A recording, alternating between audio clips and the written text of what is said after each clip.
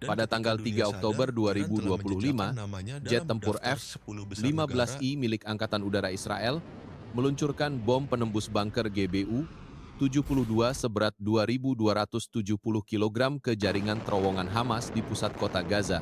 Namun, bom tersebut meleset sejauh 5 meter dan menghantam Masjid Agung Al-Omari, bangunan bersejarah berusia lebih dari 1.200 tahun. Ledakan berkekuatan 1.800 kg TNT meruntuhkan kubah dan menara, menghancurkan area seluas 300 meter persegi. Gelombang kejut dari ledakan bom GBU-72 menghantam kawasan padat di Gaza, meruntuhkan sebagian dinding Masjid Agung Al-Omari, dan menghancurkan rumah sakit lapangan Mesir berkapasitas 120 tempat tidur yang terletak hanya 40 meter dari kompleks ibadah, menewaskan 37 tenaga medis termasuk 9 dokter militer, menyebabkan operasi kemanusiaan berhenti total dalam waktu beberapa menit. 3. Ledakan GBU-72 di Gaza menewaskan sedikitnya 67 tenaga medis Mesir, termasuk 23 dokter dan 18 perawat, saat mereka bertugas di rumah sakit lapangan berkapasitas 120 tempat tidur. Serangan tunggal itu meluluhlantakkan 3 tenda bedah, menghancurkan 14 ambulans, serta menimbulkan kerugian logistik senilai lebih dari $2 juta, memicu kemarahan internasional. Kabar mengenai tewasnya 47 dokter dan 22 perawat Mesir di Gaza dalam serangan udara Israel pada tanggal 3 Oktober 2025 menyebar dengan cepat dari Kairo ke Teheran. Dalam waktu kurang dari 2 jam, protes massa melibatkan lebih dari 120.000 orang terjadi di depan Istana Ittihadiyah. Presiden Mesir dengan wajah dingin muncul di televisi nasional pukul 21.00 waktu setempat dan secara resmi mengumumkan penangguhan perjanjian damai Camp David tahun 1979. Ia menyatakan bahwa Mesir tidak lagi terikat pada kesepakatan dengan negara yang mengakibatkan kematian warga kami di zona kemanusiaan. Pidato itu berlangsung selama 3 menit dengan suasana tegang. Beberapa jam setelah pidato Presiden, pesawat kepresidenan Mesir mendarat di Teheran membawa delegasi militer dengan 40 perwira tinggi. Dalam pertemuan darurat dengan IRGC, Qatar dan Ansar Allah, disepakati aliansi baru. Iran menyediakan 1.200 rudal jarak jauh, Mesir memobilisasi 2.500 tank dan 380 jet. Qatar menanggung dana senilai $3,6 miliar, sementara Hamas meluncurkan serangan dalam negeri dengan 5.000 pejuang. Koordinasi ini membentuk poros perlawanan. Pada pukul 5 pagi, operasi badai penentuan resmi dimulai, menandai serangan gabungan terbesar dalam sejarah modern Timur Tengah. Dari selatan, lebih dari 450 peluncur roket dan 320 meriam artileri Mesir melepaskan salvo pembuka ke posisi IDF di sepanjang perbatasan Sinai. Dalam 3 menit, 12.000 proyektil menghantam garis pertahanan Israel. Serangan udara menyusul segera dengan 186 jet F-16 dan 42 Rafale menjatuhkan lebih dari 800 bom presisi di pangkalan udara Ramon dan Hatzerim. Di belakang mereka, divisi lapis baja ke-2 dan ke-9 Mesir mengerahkan 480 tank M1A1 Abrams melintasi gurun Negev dengan kecepatan 40 km/jam, menembus garis pertahanan sekunder. Dari timur dan utara, Iran serta sekutunya di Suriah, Irak, dan Lebanon meluncurkan 1.240 rudal balistik jarak 1.500 km dan 320 rudal jelajah tipe SOMAR. Sistem pertahanan Israel, termasuk Iron Dome dan David Sling, hanya mampu menahan 58% serangan gelombang pertama. Di Gaza, 15.00 kombatan Brigade Al-Qassam menyerbu 27 pos militer sekaligus, menembakkan 600 roket Qassam dan 80 rudal anti-tank Kornet. Serangan terkoordinasi itu membuat 14 pangkalan utama Israel lumpuh dalam 6 jam. Di medan udara, 23 pesawat F-15I Israel dihancurkan di hanggar sebelum sempat lepas landas. Komando Selatan IDF kehilangan komunikasi setelah 17 menara transmisi radio dihantam. Total korban awal mencapai 4.300 tentara Israel gugur dan 2.700 lainnya terluka. Dalam kekacauan itu, 3 brigade mekanis Mesir berhasil menempuh 35 km ke wilayah musuh, menandai dimulainya invasi darat penuh. Front Selatan Israel runtuh dalam waktu kurang dari 5 jam. Divisi Sinai yang hanya terdiri atas sekitar 8.000 prajurit diserang oleh lebih dari 200 meriam howitzer 155 mm Mesir yang menembakkan lebih dari 2.000 proyektil dalam gelombang pertama setelah artileri, 120 jet tempur F-16 dan Rafale meluncurkan serangan presisi terhadap 3 pangkalan udara utama, Ramon, Ofda, dan Nevatim. 16 hanggar hancur, 4 radar S, 300 lumpuh, dan 28 pesawat tempur terbakar di darat. Di belakang gelombang udara, divisi lapis baja ke-2 dan ke-9 Mesir, dengan total 350 tank M1A1 Abrams, serta 2.000 kendaraan lapis baja, melintasi perbatasan menuju Gurun Negev. Pertempuran tank terbesar sejak 1973 pecah di luar Beersheva. Dalam 2 jam, pasukan Israel kehilangan 120 kendaraan tempur dan 3.000 tentaranya gugur atau tertawan. Jalur komunikasi IDF di Urim terputus setelah rudal Scud buatan Iran menghantam pusat komando. Dari timur, Iran meluncurkan 900 rudal balistik dan 120 rudal jelajah melalui basis di Irak dan Suriah. Target utama mereka meliputi pangkalan Hadzerim, Tel Nov, serta markas unit 8200 yang mengawasi operasi siber. 5 rudal berhasil menembus sistem Arrow, 3 dan David Sling menyebabkan kehancuran pada bunker intelijen bawah tanah. Dari Yaman, Houthi menambah 200 peluru jelajah Quds, 2 yang menghantam instalasi bahan bakar di pelabuhan Ashdod. Kebakaran berlangsung 3 jam dan menewaskan 45 pekerja sipil. Di Haifa, 6 rudal buatan Iran menghantam terminal kontainer, meledakkan 20.000 ton bahan kimia industri dan menciptakan awan beracun sepanjang 7 km. Fasilitas desalinasi di Sorek dan Ashdod berhenti total, mengurangi pasokan air nasional sebanyak 60%. Sementara itu, pembangkit listrik Reading diserang 2 kali oleh rudal Pavove yang diluncurkan dari drone kamikaze buatan Iran.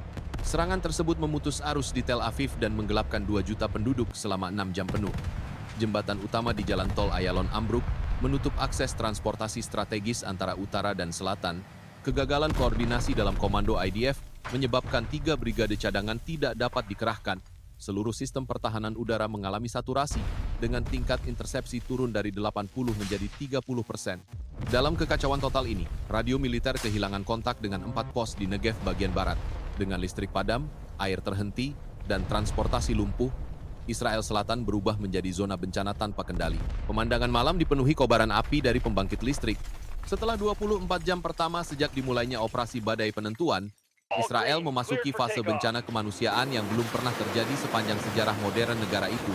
Serangan rudal balistik dan jelajah yang melebihi 1.000 unit, ditambah lebih dari 500 sorti udara Mesir, menghancurkan lebih dari 60 pangkalan militer dan 40 fasilitas vital sipil. Ledakan terbesar tercatat di kompleks Hadzerim dengan daya ledak setara 15 ton TNT, memusnahkan gudang bahan bakar dan menewaskan sedikitnya 700 personel. Sistem Arrow hanya berhasil mencegah 38% dari proyektil, sisanya jatuh di wilayah padat penduduk. Akibatnya, hampir 1,8 juta orang kehilangan akses listrik dan air, sementara 250 rumah sakit nasional berhenti berfungsi. Di Tel Aviv, 12 menara apartemen runtuh dalam waktu 5 menit, menjebak ribuan penghuni. Data awal menunjukkan 39.600 korban jiwa, 61% diantaranya warga sipil. Angka itu membuat hari tersebut menjadi yang paling mematikan bagi Israel sejak Perang Kemerdekaan 1948. Jalur komunikasi utama di Ayalon Highway hancur di 3 titik, menyebabkan 120 km kemacetan total. Pasukan cadangan IDF yang seharusnya dimobilisasi dalam 48 jam pertama hanya mencapai 15% kekuatan target. Dalam situasi kacau, pemerintah mengumumkan status darurat nasional dengan 9 kota besar berada di bawah kendali militer. Perdana Menteri muncul dari bunker bawah tanah di Yerusalem Barat pada pukul 22.00, menyerukan perlawanan total. Namun, pesan itu tertunda 40 menit karena kerusakan jaringan satelit di Haifa. Pelabuhan utama yang memproses 46% ekspor negara, lumpuh akibat 3 rudal jelajah Kader buatan Iran. Kapal kargo sepanjang 180 meter terbakar, menimbulkan awan beracun hingga radius 12 km. Di Negev, 300 tank Abrams Mesir menembus garis pertahanan IDF ke arah Beersheva, menewaskan 2.400 prajurit dalam 2 jam.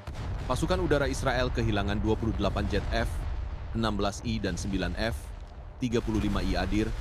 Nilai kerugian mencapai USD 3,6 miliar.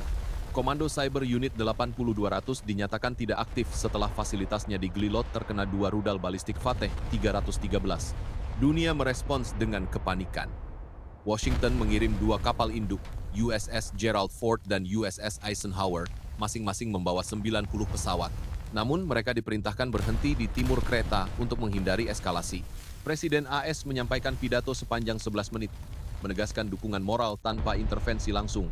Di Eropa, harga minyak melonjak dari $81 menjadi 158 per barel dalam 18 jam, tertinggi sejak 2008. Bursa saham Frankfurt kehilangan 9,3% nilai kapitalisasi harian. Di Mesir, parlemen mengesahkan mobilisasi penuh dengan suara 482 setuju dan 18 menolak.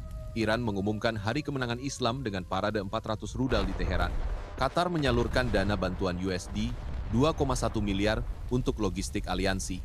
Sementara itu, Dewan Keamanan PBB gagal mencapai resolusi gencatan senjata setelah veto ganda dari Rusia dan Tiongkok. Sekretaris Jenderal menyebut situasi tersebut sebagai kehancuran sistemik tatanan global. Dampaknya terasa hingga Asia, di mana harga gas alam naik 47% dalam 2 hari. Di Yerusalem, 600.000 warga mengungsi ke wilayah barat, memadati 120 titik penampungan. Bantuan kemanusiaan dari Uni Eropa terhenti karena blokade udara di wilayah Laut Tengah.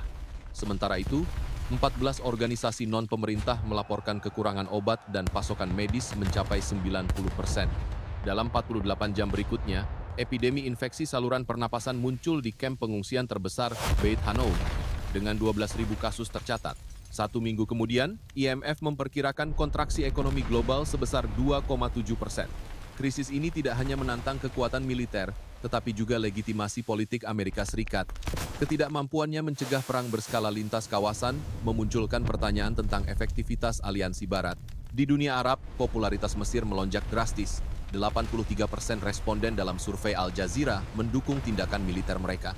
Iran memanfaatkan momentum ini untuk memperluas pengaruhnya ke Teluk Persia, membentuk blok ekonomi baru dengan 4 negara anggota. Di Washington, Kongres menyetujui paket bantuan USD 9,5 miliar untuk Israel, namun proses pengiriman tertunda akibat gangguan logistik di Laut Merah. Hingga hari ke-10, total korban jiwa meningkat menjadi 52.800, sementara lebih dari 3,1 juta orang mengungsi. Krisis ini memicu eksodus ekonomi, dengan 210.000 warga berpenghasilan tinggi meninggalkan negara. Sejarawan menyebut momen ini sebagai keruntuhan hari ketiga, simbol kegagalan tatanan regional pasca Perang Dingin. Di ranah diplomatik, 18 negara memutus hubungan dengan Israel, termasuk Turki dan Maroko. Dunia menyaksikan peta geopolitik Timur Tengah digambar ulang bukan dengan pena diplomasi, melainkan dengan api. Krisis ini menandai berakhirnya era dominasi tunggal Amerika, membuka babak baru multipolar di kawasan. Dampaknya tidak hanya merusak struktur keamanan, tetapi juga mempercepat pergeseran ekonomi global. Dalam waktu singkat, Mesir, Iran, dan Qatar berubah menjadi kekuatan penentu kebijakan regional. Di tengah reruntuhan, satu hal menjadi jelas. Keunggulan militer tanpa strategi diplomasi hanya menghasilkan kehancuran. Badai penentuan telah mengubah Timur Tengah menjadi laboratorium kekacauan, tempat di mana aliansi baru lahir dari abu yang menyala. Di setiap kota, sirene masih berbunyi, menandai awal dunia yang tak lagi sama. Toàn cầu buộc phải đánh giá lại tiêu chuẩn an toàn hạt nhân, bảo mật công nghệ và khả năng ứng phó khẩn cấp nhằm đảm bảo rằng các sự cố tương tự không bao giờ tái diễn.